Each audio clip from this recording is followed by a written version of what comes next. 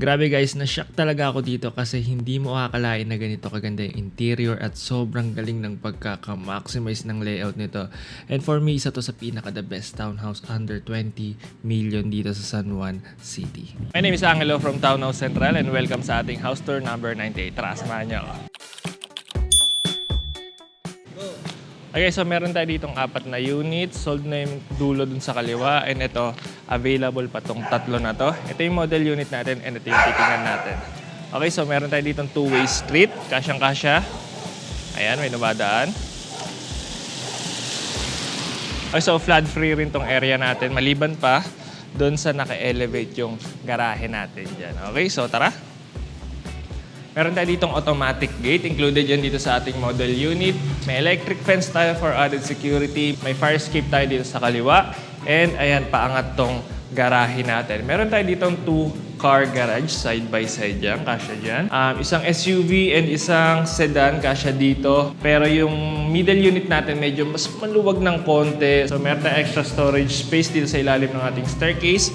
And dito yung ating main door. Okay, so pagpasok mo, ganda na rin ang main door natin dyan. May mga grooves na rin tayo dyan. And modern digital door lock na rin tayo dyan. May fingerprint. May doorbell na rin yan, built-in. And pwede rin dito yung card or RFID. Okay, so pasok tayo dito sa ating first floor. Okay, so pagpasok mo, dito sa kaliwa, meron tayo hagdan dyan. Bakit dito sa ating main living space? Masu-surprise kayo paano talaga na-maximize yung lot area dito sa townhouse na to. Okay, dito muna tayo sa ating bedroom number 1. Ito yung ating bedroom number 1. Pwede gawing elderly room. Pwede rin doon sa second floor kasi meron rin tayo doon. Pwede ito maging guest bedroom. And ayan, na-maximize yung space natin. Meron tayo dito mga built-in drawers.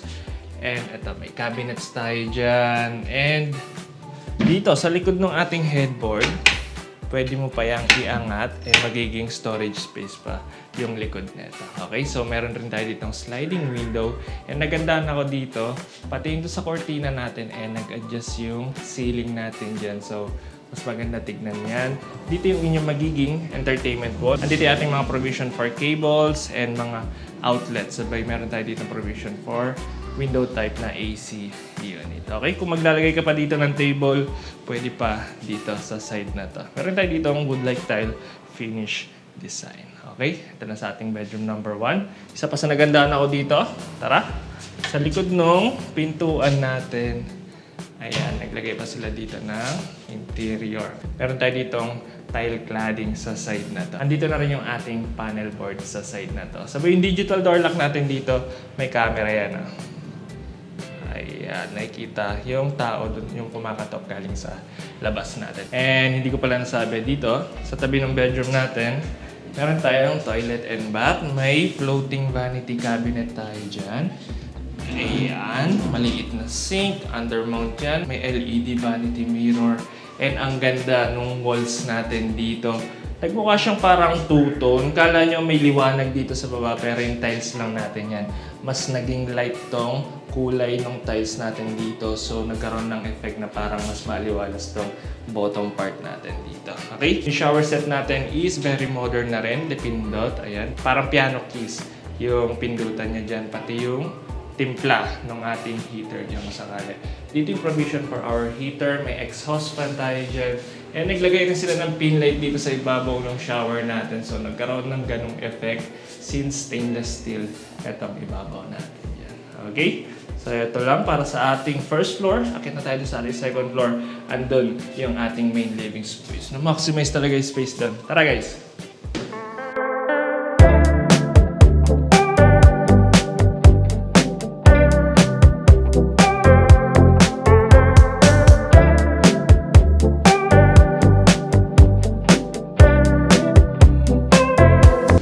Okay, so meron tayong solid wood planks dito sa mga treads natin. And itong handrail natin dito sa ating staircase dito sa side na to, may automatic na sensor yan. So madidetect niya kung may bababa or aakyat, magkakaroon ng ilaw. Itong baba ng ating handrail. Okay, so tara! So, ito yung ating main living space dito sa kaliwa. Sneak peek lang muna. Pero mamaya na yan, dito muna ulit tayo sa ating bedroom number 2. Let's go!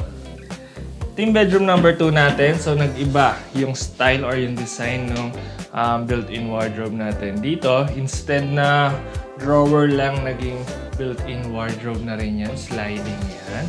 Dami mo na rin malalagay dyan. Kasya pa rin dito ang single size na bed or maski semi-double size na bed, kasya dyan. And ito, nagkaroon tayo ng glass shelves dito sa taas. Open shelves dito.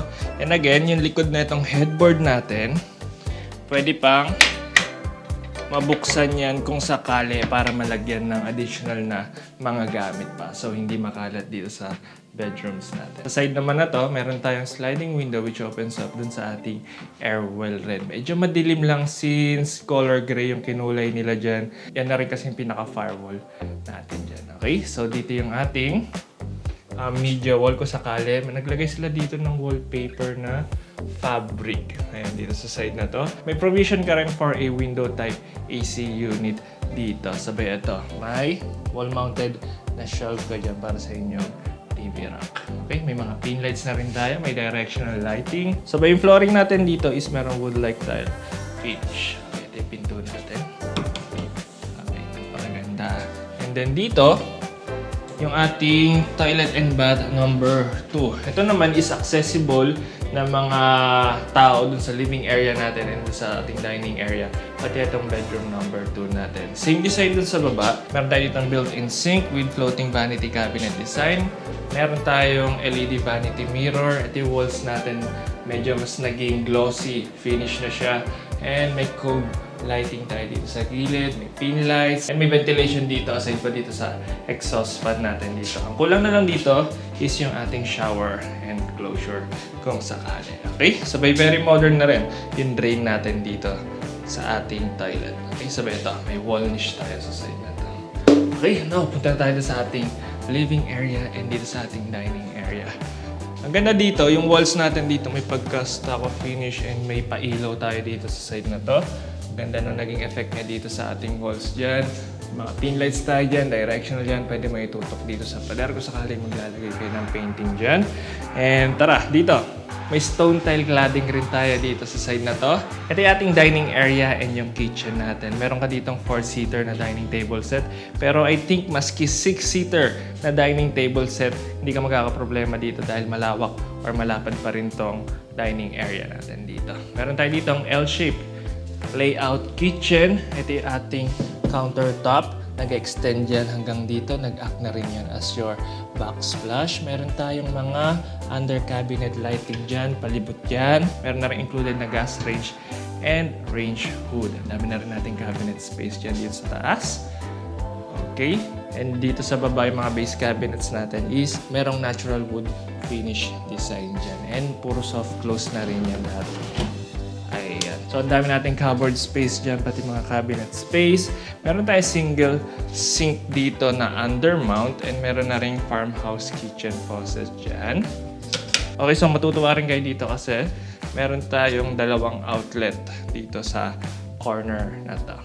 Okay? So, wala kang magiging problema sa mga toaster natin and mga oven kung sakali. Okay, so dito naman sa side na to is kasya maski dual door na fridge na may additional cabinet space pa sa taas. Sa ibabaw na itong ating dining table set, meron ka pang provision for a drop lights dito sa ibabaw ng inyong dining table set. So, mas magmumukhang grande pa itong dining area natin. Okay, dito naman sa ating living area. So, lahat na makikita nyong furniture dito sa ating model unit is included dun sa ating selling price. So, lilipat ka na lang, dadalhin mo na lang dito yung mga damit ninyo and yung mga iba nyo pang gamit kung sakali. So, kasya dito maski sectional sofa kung sakaling kulang sa inyo to, pwede ka pa maglagay sa side na yan. Kaya pa rin accommodate yan. So, yung spot ng ating AC unit is nandito sa side na to. Naglagay na rin sila ng wood paneling dito sa corner natin. Meron tayong cove ceiling design and napakaganda itong drop light natin dito sa ating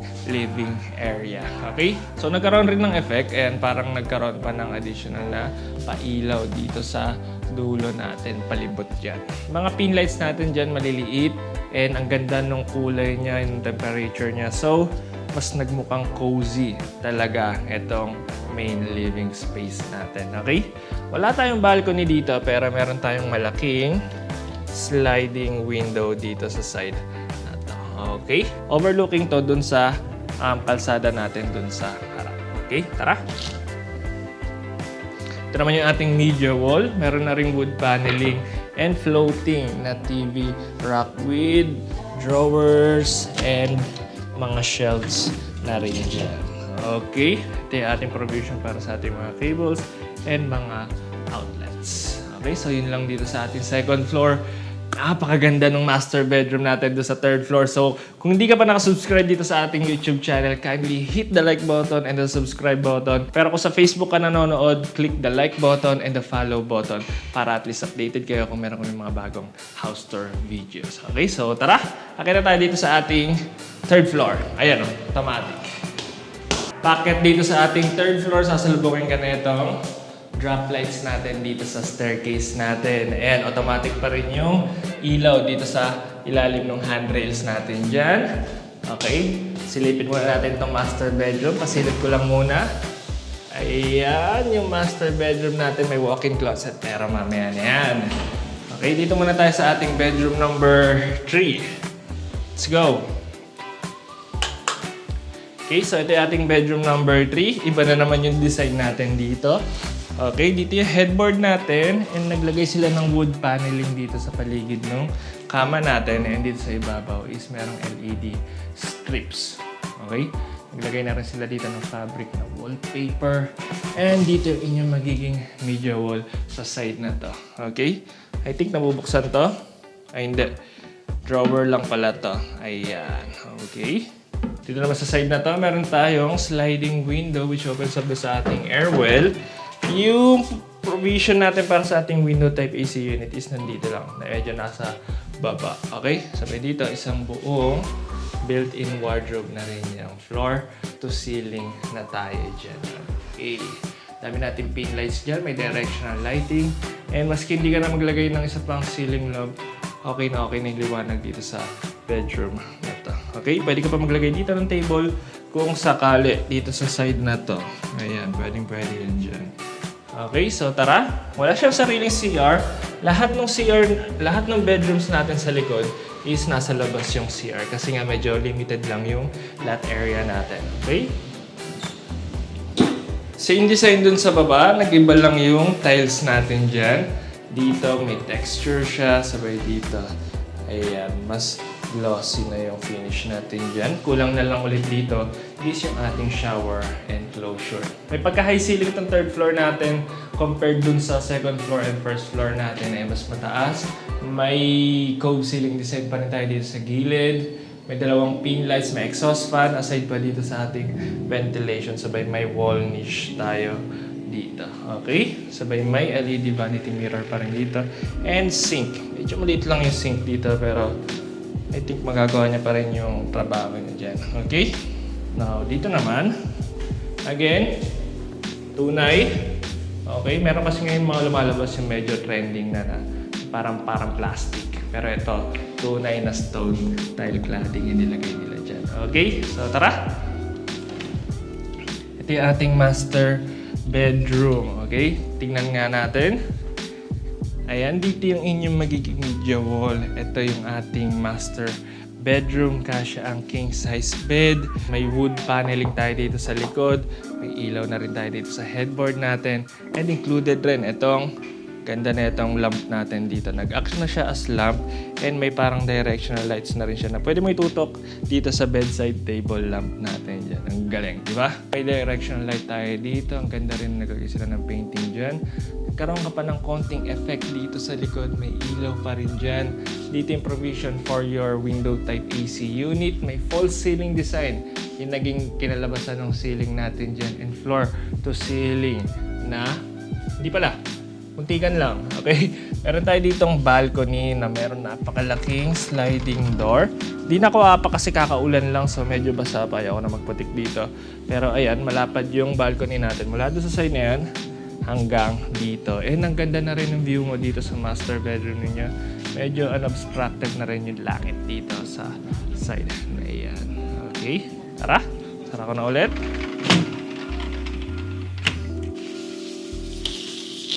Okay. Okay, so yung mga switch na ito, is nandito na rin. So easy access na rin niya. Malapit na rin doon sa side ninyo. Okay. Tara! Ito yung ating media wall. May mga floating cabinets na rin tayo dyan. Dito yung inyong magiging TV ko sakali. And may additional na mga pull-out drawers ata to or cabinet. I don't know. Ayan, pull-out drawers tayo dyan. And ito, nag-act na as your mini table na rin or vanity table siguro kung sakali dyan. And dito, malapad pa yung space natin. So malayo yung headboard ninyo dito sa walls ninyo. So maski medyo siguro malaking TV dyan. So okay yan. Andito na rin sa side na to or dito sa loob ng master bedroom natin yung monitor ng ating mga CCTV. So makikita mo kung may lalabas or papasok or dumating na yung anak ninyo galing school kung sakali. Okay? Pinagkaiba nito sa mga iba kong nakitang walk-in closet and ensuite toilet and bath. Yung ginamit nila ditong pinto, hindi wood eh. Ito na, naging frosted glass design na ito. Para mas naging shala yung design na itong ating ensuite toilet and bath. Pinagkaiba sa mga ensuite toilet and bath natin sa baba, mas malapad na yung ating floating vanity cabinet. Mas marami na rin malalagay dito sa ating pull-out drawers. Mas malaking cabinet space dyan, medicine cabinet with built-in mirror na rin yan, dual door yan. And mataas yung ceiling natin dito kung papansin nyo. May cove ceiling design tayo dyan sa harap. May exhaust fan na rin tayo dyan. And ito. And dito sa shower area natin, ang kulang na lang is shower and closure. And dito, itong buong side na to, pa letter L, is meron tayong cabinet space dyan. Pasok! Dito yung ating mga disabit. Siguro kulang na lang dito kung sakali is sliding na lang rin ba or swing. Depende sa inyo kayo magdi-decide. Yan. Pero ito, glass. Glass yung ginamit rin nila dito. So, kita mo na yung loob natin. So, hindi ka na magbubukas or magkakalkal. At least, maski nandito ka pa lang sa labas, makikita mo na yung mga gusto mong kunin na gamit. Okay? Meron pa pati dito sa taas. Floor to ceiling tayo dyan. Push latch mechanism rin tayo dyan. So, hindi ka na mahihirapan. Kaso lang, need mo lang siguro dito ng tungtungan. 5'10 ako. And itong baba na lang yung abot ko. Ayan. Okay? So, ito may mga pull-out rin. Drawers, soft close ba? Yes, soft close na rin yan. Okay, so ito lang para dito sa ating master bedroom. And I think tapos na tayo mag-house tour. Napuntahan na natin ata lahat. Nakapunta tayo doon sa baba and let's do a recap. Tara, samahan niyo ako. Let's go! Okay guys, let's do a recap. So meron tayo ditong 60 square meters of lot area and I think isa to sa the best na 60 square meters na na-maximize talaga yung space. Nagkaroon ka ng 4 bedrooms and 2-car garage. And napakaganda rin ng pagkaka-interior nila dito. Bawat floor, bawat rooms, bawat sulok is talagang na-maximize yung design, pati yung layout. Okay, so meron tayo ditong approximately 160 to 170 square meters of floor area. Medyo mas malapad lang ng konting-konti lang yung middle units natin compared dito sa model unit natin. And sold na yung pinaka-corner unit natin. Yung available na lang is itong kaliwang side natin, yung tatlo dito sa kaliwang side natin. Okay, so meron tayo ditong 4 bedrooms, 2-car garage. Okay, so location natin is San Juan City. Kung nagustuhan mo tong townhouse natin, gusto mo mag-schedule ng viewing, kindly send us a message dito sa aming contact number. Available yan through WhatsApp and Viber. Also, if townhouse developer ka and may townhouse project ka na gustong i-feature dito sa aming YouTube channel or dun sa aming TikTok, sa Facebook, kindly send us a message rin dito sa aming contact number namin dyan or dito sa aming email. Send nyo lang yung full details dyan and ayan, schedule agad natin yan ng house tour video. Okay, so my name is Angelo from Townhouse Central and that's it for today. See you at the next townhouse. Bye-bye. Okay, let's go. Goods.